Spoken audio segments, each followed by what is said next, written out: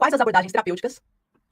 Essas são perguntas que eu recebo, e todas as segundas, então, a gente faz essa live trazendo aí respostas para vocês que possam vos ajudar a atender com mais segurança, tá, terapeutas? Quais as abordagens terapêuticas têm se mostrado mais eficazes no tratamento da ansiedade e depressão? Bem, no panorama atual, já é consensual que a psicofármaca é a que menos resulta. Então, é consensual já. Você pode pesquisar em qualquer site, você pode pesquisar no ChatGPT se você quiser, você vai ver que só o uso de medicamentos ele não vai trazer resultados para o paciente ansioso depressivo. Ele vai ajudar e vai auxiliar o processo. Ou seja, vai fazer com que seja menos doído. É a mesma coisa de você ter passado por um processo cirúrgico, né, e você não tomar um anti-inflamatório ou um remédio para dor, né? Vai doer mais, vai ser mais difícil para você o processo de recuperação, porque você vai sentir dor todos os dias. Agora, quando você toma esse fármaco, ele anestesia o seu corpo e faz com que você sinta menos dores. Então, já sabemos que a medicação em si só, ela não vai fazer com que um paciente deixe de ter ansiedade ou depressão, né? Rasas as exceções. Existe uma porcentagem, tá? A volta de 3, qualquer coisa de porcentagem dos pacientes que tomam em 100%, 3, qualquer coisa, só com a medicação consegue ter uma melhora significativa. Mas não significa que vai evitar o processo de recaída.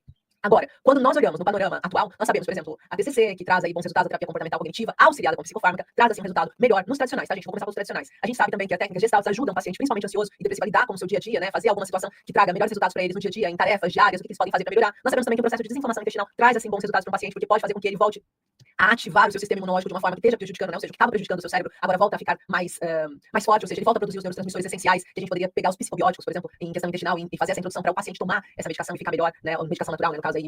Então, existem pequenas coisas que se falam mais. Quando a gente está falando assim de terapias, né, nós sabemos que o processo de acupuntura traz uma certa melhora, o processo de shiatsu traz uma certa melhora, nós sabemos que reflexologia traz uma certa melhora, aromaterapia traz uma certa melhora. Agora, o que vai resultar, gente, foi isso que eu quis fazer quando eu criei a terapia de microhertz. É conseguir conjugar de uma forma integrativa as soluções que trazem melhores resultados para o paciente para exponenciar o processo de cura. E como que a gente consegue fazer isso, então? A gente precisa entender que a ansiedade e a depressão é uma doença psicossomática. Ou seja, ela passou por um trauma emocional, e esse trauma emocional pode ter ficado alojado em dois níveis: a mente consciente e a mente subconsciente. A mente consciente é tudo que o paciente lembra que ele passou. A mente subconsciente é o que ele não lembra, mas o corpo dele lembra. Portanto, se você olhar para isso dentro do TCC, você consegue fazer com que esse paciente trabalhe o que ele lembra, certo? Dentro da Gestalt, você consegue trabalhar com o que o paciente lembra. Mas o que ele não lembra? Você sabe que o que ele não lembra é mais forte do que o que ele lembra? Sabe quando você não consegue sair de uma situação que você tem consciência, mas você não sabe por que você não sai? Crise de ansiedade é isso. A crise de ansiedade, às vezes você tá no meio de uma crise de ansiedade, seu corpo tá ali com resposta, você sabe que não tá acontecendo nada de ruim, você sabe que você tá no escritório sentado, seu coração tá acelerado, você tá pensando que vai morrer, você sabe que não é um infarto, provavelmente você continua achando que é o fim, que você tá com aquele infarto.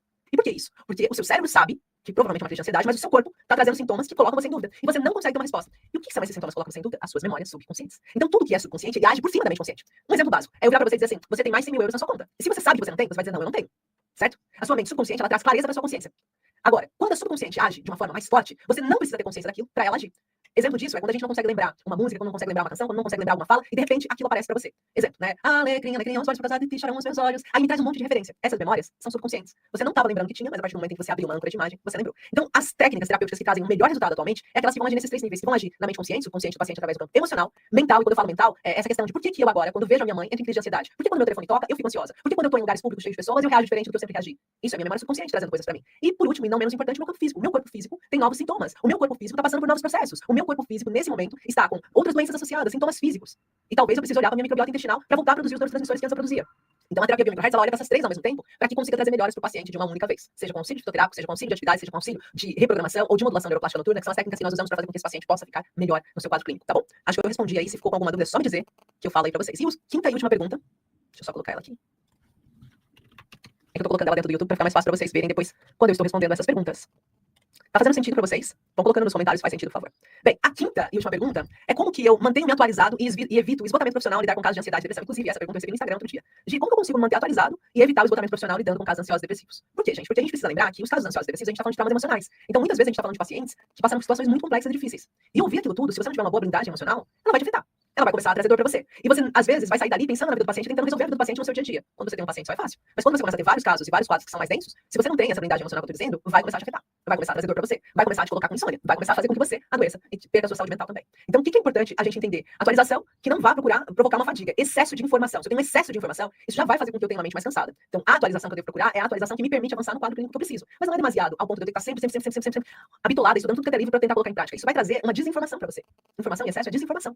Aí você vai ficar com, vai ser infotenimento, como costumam dizer. É tanta informação com entretenimento que você fica perdido ali no que você precisa. Então é importante você pousar os seus pezinhos no chão e perceber o que eu sei e até onde eu levo as pessoas com o que eu sei. E agora, se eu quero levar as pessoas num lugar melhor, então eu preciso desse próximo passo para levar num lugar melhor. Isso falando da informação, da atualização. Agora, como que eu evito, né, como que eu evito o meu esgotamento físico e emocional, o meu esgotamento profissional ao lidar com casos ansiosos e depressivos? Eu preciso de uma blindagem emocional. Eu preciso conseguir entender que o quadro daquele paciente que está com questões emocionais muito difíceis e densas, precisa ser levado em consideração, mas é no tempo que eu tô atendendo aquela pessoa, né? Quando eu termino aquele atendimento, eu preciso, de uma certa forma, conseguir fazer a minha blindagem emocional, para que eu consiga, a partir daí, ficar melhor, e o paciente também, eu saber que quando eu abro aquela gaveta, é do paciente, não minha, tá? Então isso é uma das coisas muito importantes. E lidar com casos de ansiedade e depressão, eles são desafiadores quando você não tem uma boa metodologia, que traga para você respostas e que traga para você blindagem, como eu disse, que traga para você ancoragem do que você tá falando, certezas, né? Então, eles vão se tornar mais desafiadores se você não tem embasamento. Lembra lá da primeira pergunta que eu respondi? Com um bom embasamento, com uma boa metodologia, você evita a sua fadiga mental também, porque você não vai adoecer, porque você sabe o que fazer e sabe como fazer para atender aquele paciente, tá? Então, isso é muito importante. E você ter também determinar limites. Quais são os dias da semana que você vai querer atender? Quantos pacientes por dia você vai querer atender? E quanto é o tempo dessa consulta? Coloque isso numa agenda e perceba se está demais para você ou se está tranquilo. Quando tiver demais, tire 1 ou 2 pacientes. Pelo menos, vá diminuindo até você se sentir bem, tá bom? Então, são algumas coisas aqui que